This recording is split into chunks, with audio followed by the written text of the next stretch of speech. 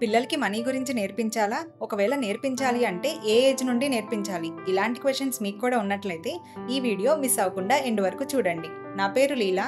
నేను మనవి wealth private limited కంపెనీని రిప్రజెంట్ చేస్తున్నాను.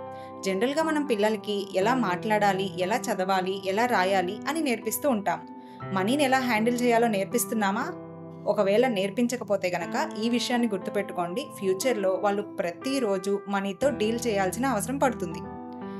మీరు కనుక అబ్జర్వ్ చేసినట్లయితే ప్రీవియస్ ఇయర్స్లో పిల్లల్ని 5 ఇయర్స్కి 6 ఇయర్స్కి స్కూల్స్కి పంపించేవాళ్ళం. బట్ రీసెంట్ టైమ్స్లో 3 ఇయర్స్కి ప్రీ స్కూలింగ్ అని, 4 ఇయర్స్కి నర్సరీ అని మనం ఎడ్యుకేషన్ అయితే అలవాటు చేస్తున్నాము. కొన్ని స్టడీస్ ఏం చెప్తున్నాయనంటే పిల్లలు 7 ఇయర్స్ నుంచి వాళ్ళు హ్యాబిట్స్ని అలవాటు చేసుకోవడం జరుగుతుంది.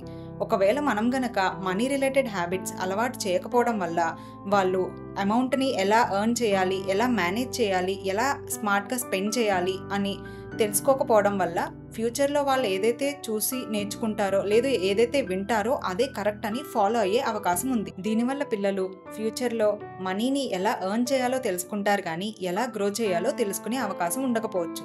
మనీ గురించి పిల్లలకి చెప్పడం వల్ల వాళ్ళు ధనవంతులుగా మాత్రమే కాదు, ఒక రెస్పాన్సిబుల్ పర్సన్గా అండ్ ఫ్యూచర్లో ఎటువంటి ఫినాన్షియల్ డెసిషన్స్ తీసుకోవాలనుకున్నా చాలా కాన్ఫిడెంట్గా తీసుకునేలాగా మనమైతే తీర్చిదిద్దొచ్చు.